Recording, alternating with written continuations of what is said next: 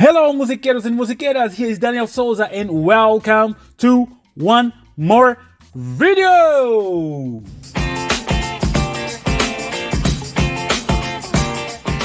Chaka chaka ping, chaka ping, chaka ping, chaka chaka ping, chaka ting, chaka ching ching. On the last video we spoke about musical memory and we got a lot of feedbacks about it. Thank you for your participation and of course for watching the video. We hope we can finally start with our classes again. I know everybody's home, everybody's exercising, but nothing substitutes social dancing. Everybody's getting crazy because they are not social dancing. I have a question. Are you exercising at home?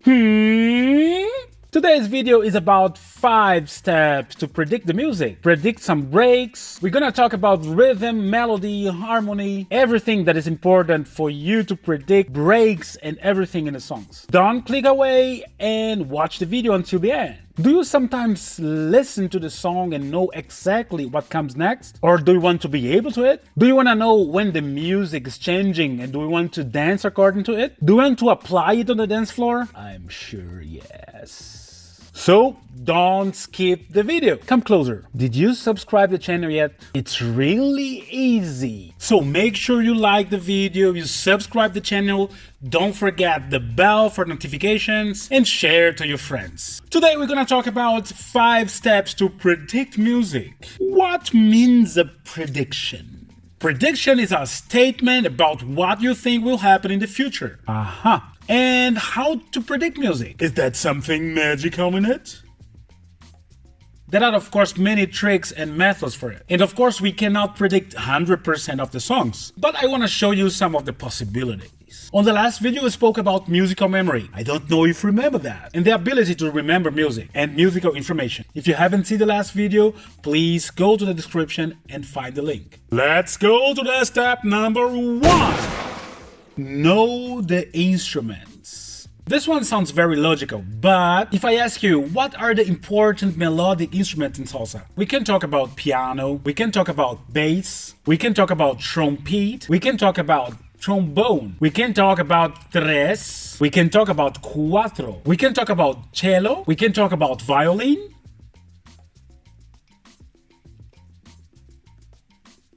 What else? If I forgot some instrument, please write it on the comments. Now let's talk about the percussion section. We have the clave, we have the congas, we have the bongos, we have the timbales, we have the maracas, we have the campana, we have the guido, we have the guira, and we have the...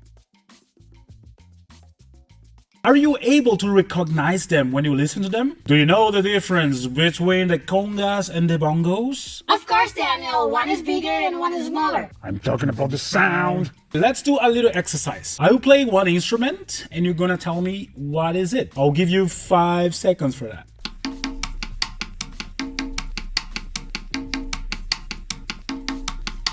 Did you do it? Write it in the comments. What sound is this? So try to beatbox it. For example,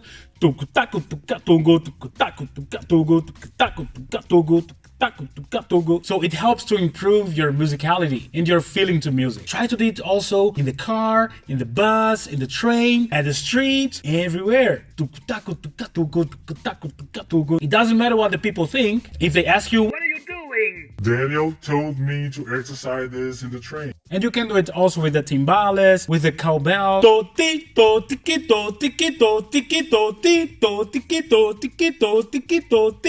Or chak chak chak chak chak chak chak chak chak chak chak chak chak chak chak chak chak. And try this with every instrument. Try to beatbox it. Let's go to step number 2. Know the artist you are listening to. Why? I'm just a hobby dancer and I just dance for fun. I don't have time to look for artists. I give you just one reason why you should do this. Because they do music for us to dance. I have more reasons, but this one is the most important. Imagine if you are a primary teacher and none of your students know your name, or you are going to visit some country and don't know the name of the country. It can be possible. But if people ask you where you have been on holidays and you say, I don't know. Yeah, you should study a little bit more of geography. Anyway, we have big artists, big musicians, and we dance to their music. That's why it's important. Take songs of Tito Puente, of Los Van Van, La Sonora Ponceña, Celia Cruz, Héctor Lavoe, El Lito Rebé, Bárbaro Fines y su maimbe, La Máxima 79, Ismael Rivera, and try to study them a little bit because each of them has his own or her own style and it helps you to predict the accents in the songs. For example, I take maimbe. No me parezco a bam bam. Just this rhythm. King. I always listen this on my English songs. Another example that is a very common and very famous break on mambo music and salsa music. This is this one. Tung tra, tung tra. Dun dun dun dun dun dun tra tra dun dun dun dun dun dun dun. Have you ever listened to that? I do it one more time. Tung tra, tung tra. When you listen to salsa music, you should know this break. And there are many songs that have this break. If you know this break, you can predict it when it comes. In many cases, it comes after a solo, to finish a solo and to go to a next phase in the song. Remember this. Tung tra, tung tra. Dun dun dun dun dun dun tra tra dun dun dun dun dun dun. Try to do it. Beatbox it. Do body percussion.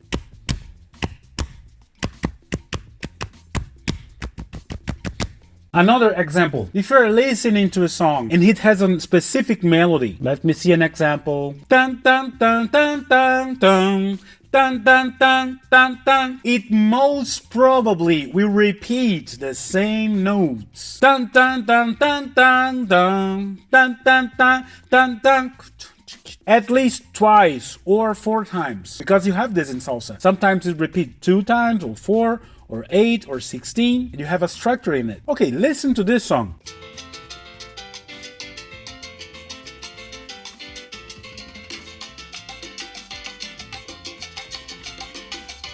Did you listen to that? There are 4 repetitions, and 2 of them are exactly the same, and 2 of them has a percussion in it. Listen one more time.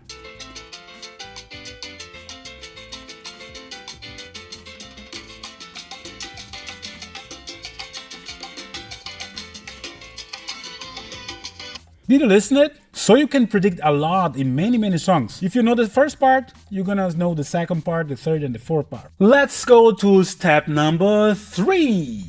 Know about music structure. Each song has its own story. Sometimes it's instrumental, but the most of them have a name. As you know, salsa music and Latin American music has an intro, a verse part, a mambo part, a montuno session. It can have a solo, that it can be a descarga with all instruments together, giving a lot of power. And you have the outro, not necessarily in this order. Some songs start directly with the montuno.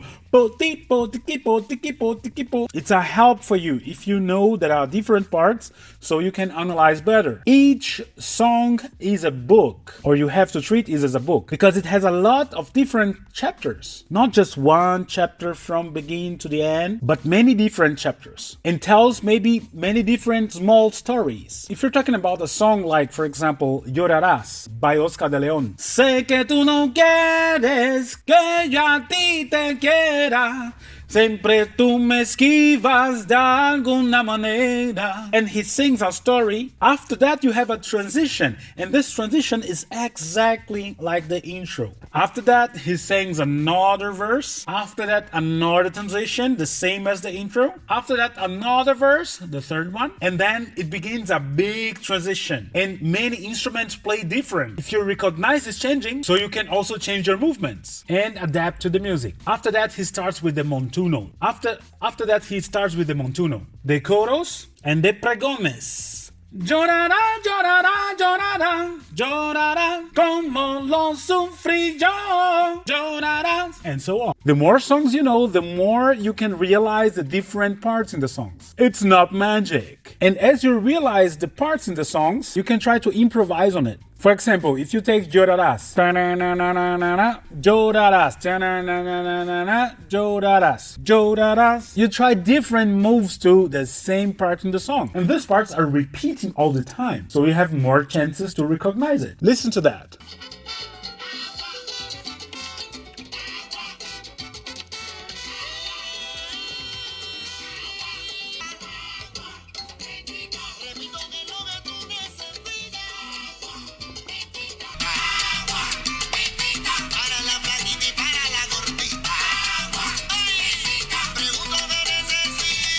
You see, it repeats a lot, and then you have more chances to recognize it. Let's go to step number 4. Know about different music styles. I'm not just talking about salsa or Latin music in general. I'm talking about jazz, funk, classic, rock, pop, and other genres. The more different styles of music you listen, the harder your brain is working to process it. Find out how the structure of a classic song works. How about jazz? How about blues? Is it similar to other songs? What do Latin music and jazz have in common? What kind of music motivates you to clean your house or makes you sleep? Latin American music has a lot of different influences, including European music, African music, and American music, from North America to South America. You cannot say it comes just from one country or two, but it's a whole continent, or whole continents are included to this history. Find the similarities between a lot of different styles so you have more reference for your research. And if you're talking about salsa and don't know about son, mambo, rumba, timba, charanga, and others, my recommendation is, of course, Research more, and more. ask your dance teacher. Let's go to step number 5. Take musicality classes.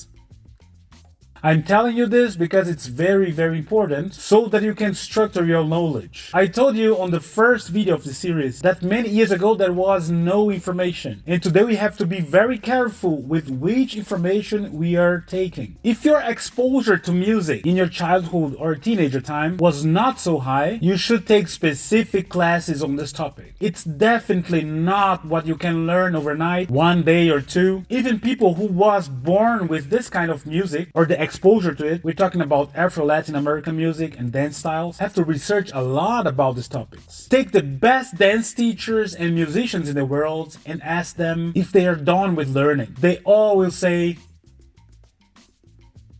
because it's impossible to learn everything. In my point of view, you should have a balance between technique and history. You can learn a lot of choreographies, footwork, body movement, steps, and so on, and also moves with partner, but your basics, your knowledge about history, where does it come from? Why do we dance this or this step? Where do the names come from? Where do the dance styles come from? What is the difference between mambo and salsa too? What do pachanga and charanga have in common? These are really important questions for you to dance better and to improve your musicality. But please don't go crazy. Don't think you have to hit all the breaks and be perfect in that topic. You improve peu à peu, but you have to keep on doing it and see with your own eyes your improvement. Take feedback from your teachers. Make videos from yourself dancing and trying new stuff, trying new songs, trying new styles also. On 1, on 2, timba, and you're gonna see that your body and your brain are improving like a rocket. On the 24th of May will be my next workshop from 12 to 4 p.m. so everybody has time. We're gonna talk about musicality, about instruments, about music structure, and a lot of different topics on musicality. It will be the number 4 online, and I'm really happy to do it with you because every time when I give these workshops, I learn more and more because I have to research more and I always find new information. The link for the subscription is down here. And peeps, of course, every day Salsa Company gives online classes live in different subjects in salsa, bachata, kizomba, lady style. And if you have a topic you want me to bring to this channel, just let me know, write in the comments or write me a message on Facebook,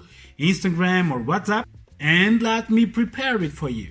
But next week, we're gonna have the next video with a fresh topic on musicality for you. I don't have my comb today, but I say adios, muchachos y muchachas.